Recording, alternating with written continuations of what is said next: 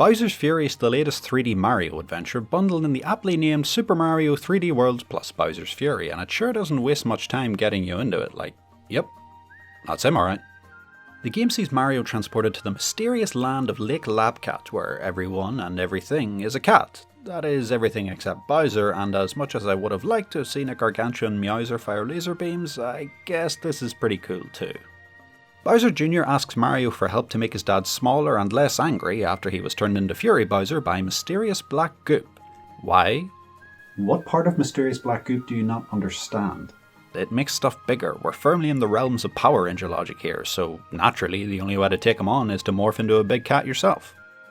Fighting a really metal looking Bowser among the same islands you are running around collecting shines in is really cool. Clearing them in one jump, using them for cover, and just fighting in a miniature version of a big open world has an undeniable appeal. When you're regular sized Mario, you see this behemoth crash into the sea out of nowhere beside you, raining down fire and blasting his massive laser breath across the terrain. Fury Bowser is a really cool idea, but my main issue is that he appears a little too frequently if you ask me. I had quite a few eye rolls when I saw the rain start, like, ugh, already? Yeah, I know complaining about too much Fury Bowser in a game called Bowser's Fury seems dumb, and well, it is, but after a while he starts to feel like less of a threat and more of a nuisance.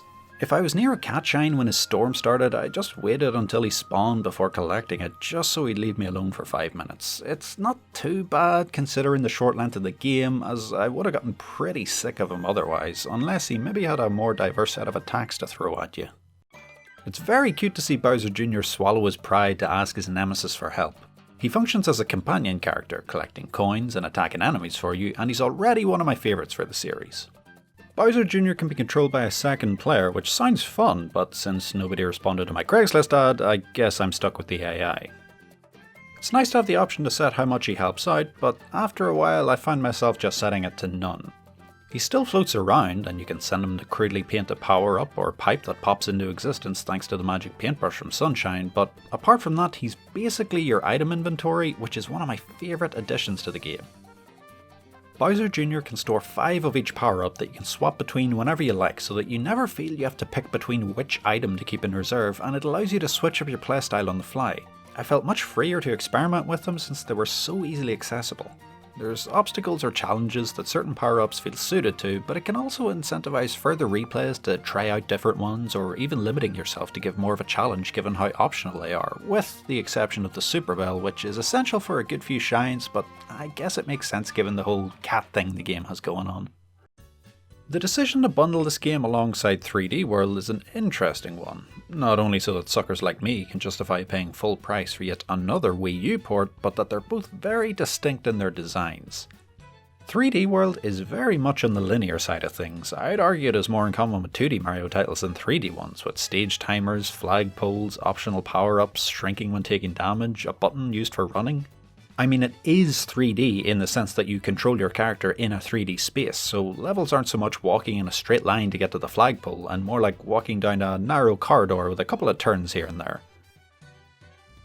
While there are some wide open areas, I've always thought of it as more of a 2.5D hybrid sort of thing, and its inclusion as a game style in Mario Maker 2 kinda reinforced this for me. Though Super Mario 2.5D World doesn't quite have the same ring to it, so they might as well round it up. Bowser's Fury, on the other hand, takes place in a sprawling open world with full camera control and progression similar to other 3D titles. Collect cat shines to unlock more levels between the occasional boss fight. But rather than the more traditional levels or worlds, new islands appear on the same map, and while the world is about as open as it's ever been in any Mario game so far, the islands themselves can be quite compact.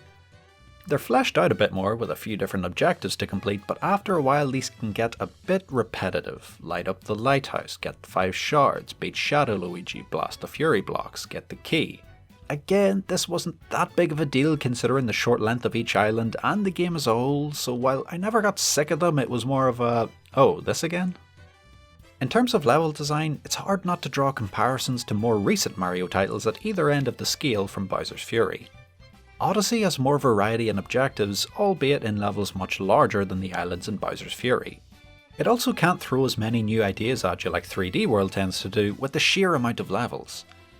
Parts of the individual islands evolve as you progress to help keep things fresh, changing up some enemies or platforming challenges, but the basic layout remains relatively unchanged throughout. It occupies an awkward middle ground between the two, borrowing elements from each where it tries to have the best of both worlds but doesn't quite excel in either. That is not to say the balance it strikes between the two isn't good. What's here works very well for the short, concise experience Bowser's Fury is, so it's important to keep that in mind when comparing it to other full Mario releases that are much longer. Part of the appeal of this game, and one of its major strengths, is cramming together all these different islands on the same map that you can travel between seamlessly with no loading times. It works well, and it's something new for the series. It never felt tedious travelling from one end to the other. Riding around on Plessie is a quick and fun way to get around. They always pop up nearby when you might need it, but never gets in the way of things, and there's enough Plessie medal challenges placed on the route between islands that there's stuff to do while getting from A to B. Even though you unlock a warp option to fast travel between islands later in the game, I still find myself using Plessie quite a lot just because it's more fun. Unsurprisingly, the game controls really well, using the same control scheme from 3D World but in a more open environment.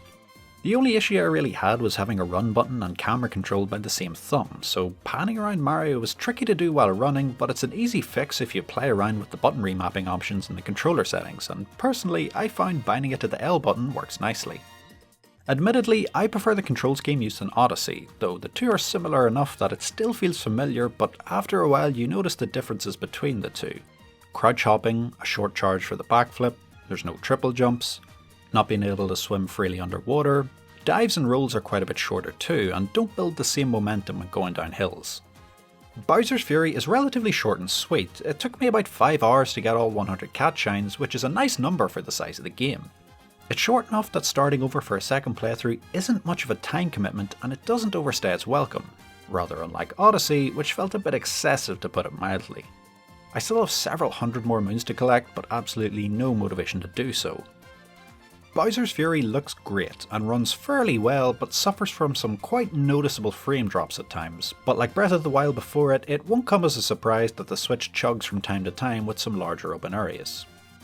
Though strangely enough, I experienced quite a lot in the less intensive 3D world when most people seem to report a solid 60 FPS, so maybe I'm just an outlier. Unlike 3D World, Bowser's Fury halves the frame rate from 60 to 30 when switching to handheld play.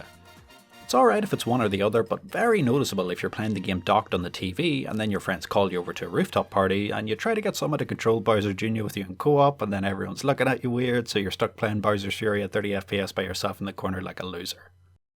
And if FPS drops are your thing, you'll love the snapshot mode. It's always nice to have, even though I forget about it all the time. There's enough options with camera angles, stamps and filters to let you get creative with it. Everything on screen sharpens up that extra little bit, and it improves the draw distance so that you get much nicer looking shots than you would by just using the capture button without it. Testing out a new style for the series works for a compact experience like this, and it's one I really enjoyed. Putting together smaller course-size islands on a wide open area to explore without load times is a neat idea that I'm sure we'll see more of in the future. And I'd be interested to see how far they can take this new format in the future on more powerful hardware. Instead of smaller islands, maybe cramming in more dense open areas with more varied environments and new mechanics. I don't know if this will ever completely replace the game styles we know and love, and while Fury Bowser didn't quite do it for me, the Mario Bowser Kaiju boss battles were a spectacle I didn't know I needed in my life.